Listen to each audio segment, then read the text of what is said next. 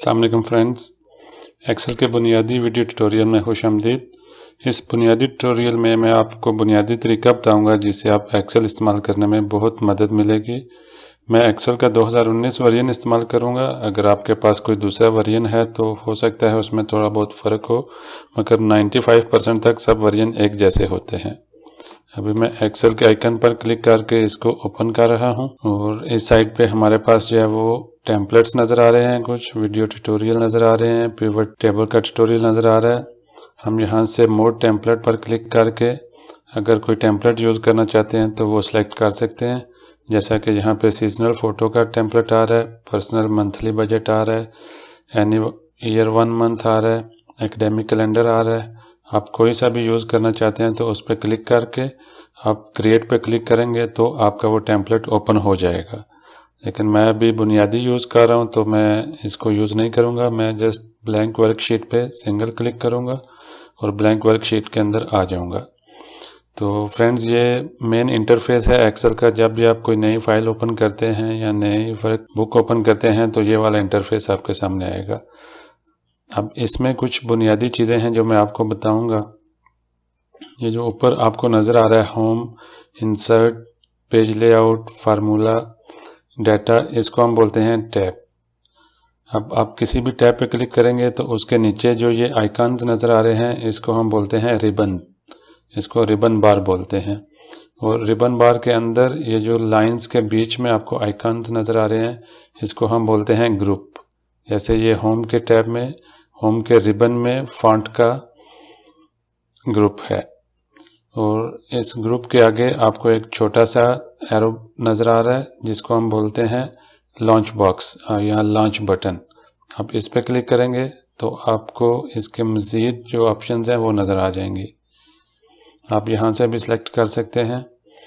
कुछ ऐसे हैं जिनके अंदर लॉन्च बटन नहीं है और कुछ ग्रुप्स ऐसे हैं जिनके अंदर लॉन्च बटन है, जैसा कि नंबर में है, अलाइनमेंट में है, फॉन्ट में है, क्लिपबोर्ड में है। इसी तरह आप दूसरे टैब पे क्लिक करेंगे तो उनके आइकन्स आपको नज़र आ जाएंगे, उनका रिबन नज़र आ जाएगा और उसी तरह उन ग्रुप्स के अंदर आपको लॉन्च बटन नज़र आएगा और कुछ का लॉन्च बटन नहीं है, जैसा कि डाटा टूल्स में नहीं है। रिबन्स में सारी ऑप्शन नहीं आ सकती हैं तो इसलिए उन्होंने लॉन्च बटन के अंदर जो है वो बाकी ऑप्शन रखी हुई हैं ताकि उसका इंटरफेस जो है वो जितने उसमें ऑप्शन है वो आ सके और बाकी जो है वो लॉन्च बटन के अंदर आ जाएं। ये स्प्रेडशीट का लेआउट है। स्प्रेडशीट जो है वो कॉलम्स और रो से बनी है। ये कॉलम ए है और ये कॉलम बी है। इसी तरह ये रो नंबर 1 है, ये रो नंबर 2 है। और जहाँ पे कॉलम और रो का इंटरसेक्ट होता है उसको हम सेल बोलते हैं। ये सेल है और हर सेल का एक नाम होता है जो कि कॉलम और रो से मिलकर बनता है। जैसे भी मेरा कर्सर C5 में है, कॉलम नंबर C और रो नंबर 5 और यहाँ पे आपको उसका नाम नज़र आ रहा है C5, तो इस सेल का जो रेफरेंस होगा वो C5 होगा। जब एक से ज़्यादा सेल को सिलेक्ट करते हैं तो उसको रेंज कहते हैं। वो रेंज बन जाती है और उस रेंज का एक जैसे सेल का नाम होता है उसी तरह उस रेंज का नाम होता है। जैसे अभी मैंने यहाँ से D3 से सिलेक्ट किया है और F7 तक लेके आया हूँ तो इस रेंज का नाम हो जाएगा D3 F7। जितने हमने सेलेक्ट किए हुए हैं, सेल सेलेक्ट किए हुए हैं, उतना उसका रेंज हो जाएगा। ये सब सेल्स, रेंज और कॉलम और रोज जो है ये एक्सेल की एक शीट पर होते हैं। आप मज़ीद शीट्स भी ऐड कर सकते हैं। मज़ीद शीट ऐड करने के लिए आप प्लस पे क्लिक करेंगे तो शीट नंबर 2 ऐड हो जाएगी, फिर प्लस पे क्लिक करेंगे तो शीट नंबर 3 ऐड हो जाएगी। इसी तरह आप जितनी शीट्स ऐड करना चाहते हैं वो ऐड कर सकते हैं। एक्सेल की फ़ाइल को वर्कबुक कहते हैं और ये जो न्यू शीट ऐड होती है ये वर्कबुक के अंदर ऐड होती है। एक वर्कबुक में बेशुमार वर्कशीट्स ऐड कर सकते हैं। अभी इसका जूम बढ़ाने के लिए मैं आपको व्यू में लेके जाऊंगा। व्यू में जाने के बाद हम इसको जूम पे क्लिक करेंगे और यहाँ से अपनी मर्ज़ी का जूम सेलेक्ट कर सकते हैं। तो मैं यहाँ पर 300 जूम सेलेक्ट कर रहा हूँ ताकि आपको आसानी से नज़र आ सके। ओके प्रेस कर दें तो वो शीट का सेल साइज़ जो है वो बड़ा कर देगा। अब मैं A1 सेल में कुछ डाटा एंटर करूँगा। मैं इस शीट में स्टूडेंट की लिस्ट बनाना चाह रहा हूँ तो A1 में मैं जो है वो स्कूल का नाम लिखूँगा। लेट्स सपोज कोई भी नाम हो सकता है। मैं आर्मी पब्लिक स्कूल लिख रहा हूँ। तो आपने देखा होगा कि ये आर्मी पब्लिक स्कूल जो है ये ए वाले सेल से या ए वाले कॉलम से बाहर निकल रहा है और बी वाले कॉलम में भी आ रहा है। तो इसका मतलब ये नहीं है कि ये दोनों सेल में लिखा हुआ है या दोनों कॉलम में लिखा हुआ है, ये जस्ट इल्यूजन है। ये सिर्फ सेल ए में है, मैं सेल बी में अगर कुछ लिखूंगा तो वो उधर आ जाएगा। तो आपने इससे परेशान नहीं होना कि वो आपका 2 सेल में जो है वो आ रहा है।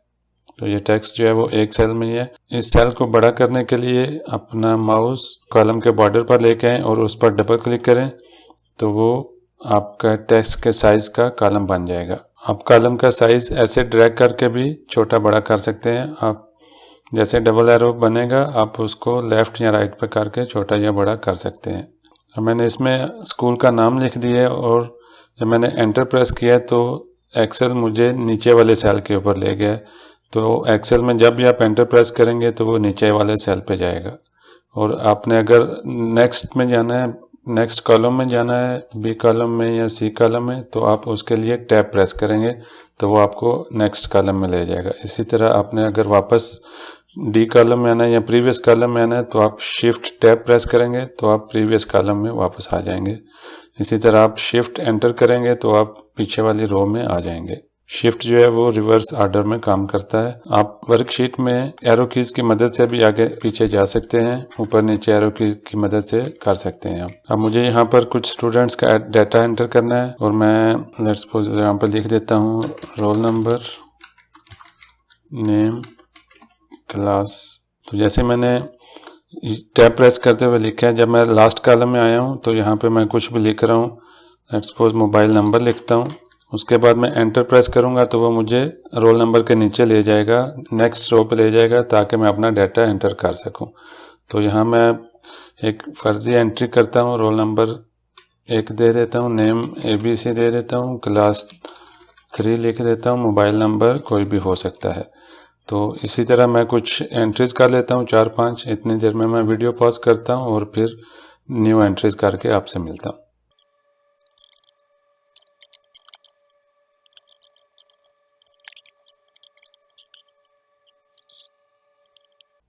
तो मैंने अपना डाटा जो है वो फिल कर लिया है। तो अभी मैं आपको ये बताऊंगा कि अगर आपसे किसी सेल में स्पेलिंग मिस्टेक हो जाती है तो आप उसको सही कर सकते हैं। अगर आप सिंगल क्लिक करके कुछ टाइप करेंगे तो वो आपका टेक्स्ट रिप्लेस हो जाएगा। आपको डबल क्लिक करके सेल के अंदर जाना है और फिर वहाँ पे जाके आप जो है वो अपनी स्पेलिंग जो है वो सही कर सकते हैं। जैसे अमजद का मैंने ई से नाम लिखना था तो मैंने ए लिख दिया था, मैंने ए हटा दिया और ई लिख रहा हूँ तो उसके नाम के स्पेलिंग सही हो गए हैं। आपको इस चीज़ पे खास ध्यान देना है कि आपने डबल क्लिक करके सेल के अंदर एंट्री करनी है, नहीं तो आपकी पीछे वाली एंट्री को वो रिप्लेस कर देगा, उसका टेक्स्ट रिप्लेस हो जाएगा। अभी मैंने सारी एंट्रीज जो है वो कर ली हैं। अब मैं इस टेक्स्ट को थोड़ा खूबसूरत बनाने के लिए अपना जो नाम लिखा था स्कूल का उसको सिलेक्ट करता हूँ और कॉलम डी तक सिलेक्ट करके उसके बाद मैं इसको होम टैब पे आऊँगा और होम एंड सेंटर पे क्लिक कर दूँगा। ये मर्ज है, मर्ज का काम है कि ये जितने भी सेल सेलेक्ट होते हैं उन सबको एक सेल में कन्वर्ट कर देता है। अब मैं मर्ज पे क्लिक कर रहा हूँ तो उसने सेल को सब सिलेक्टेड सेल को एक सेल बना दिया। अब मैं इसको बोल्ड कर सकता हूँ यहाँ से होम टैब से, फॉन्ट के ग्रुप से बोल्ड। अब मैं इसको दूसरा कलर दे सकता हूँ अपनी मर्जी से। कलर पे क्लिक करें और यहाँ से कलर, स्कूल का कलर, कोई भी फॉन्ट का कलर दे सकते हैं आप। इसको अंडरलाइन कर सकते हैं। अब इस रो को सिलेक्ट करके जितने भी सिलेक्टेड सेल्स हैं या कॉलम्स हैं या पूरी रो जो है उसके ऊपर एक साथ ही आप बोल्ड या स्टाइल कोई भी अप्लाई कर सकते हैं। बोल्ड कर सकते हैं, इटैलिसाइज कर सकते हैं, अंडरलाइन कर सकते हैं। तो ये पूरी रो को एक साथ करने का इफेक्टिव तरीका है।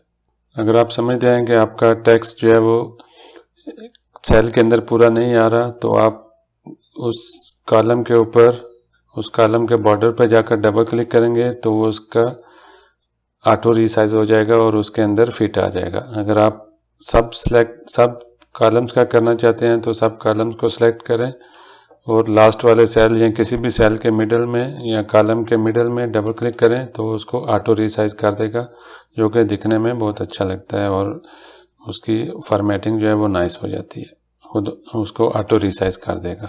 उम्मीद है ये ट्रिक आपको मदद करेगा सेल को छोटा करने में या बड़ा करने में, उस कॉलम का साइज़ या छोटा बड़ा करने के लिए। इसी तरह आप रो को सिलेक्ट करके उनका भी साइज़ छोटा या बड़ा कर सकते हैं। ये मैंने 2 नंबर रो सिलेक्ट की है और इसका साइज़ छोटा कर रहा हूँ। इसको मैं बॉर्डर से पकड़ के ऊपर की तरफ ड्रैग कर रहा हूँ तो इसका साइज़ छोटा हो गया।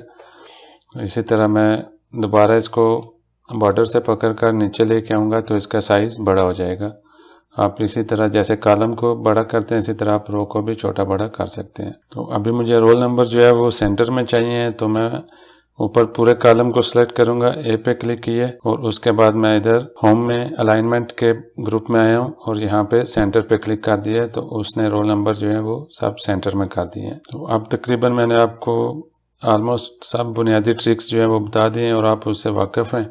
तो जो भी है शीट्स हैं, रेंज है, रिबन्स है या ग्रुप्स हैं, वो सब कुछ हमने बता दिए और उसमें डाटा एंट्री करके भी आपको बता दिए कि उसको कैसे आपने मेंटेन करना है, कैसे फॉर्मेट करना है, कैसे उसका साइज़ छोटा करना है, कैसे सेल्स को बोल्ड करना है, इटैलिसाइज करना है, उनका सेल कलर चेंज करना है। तो आज की वीडियो के लिए इतना ही।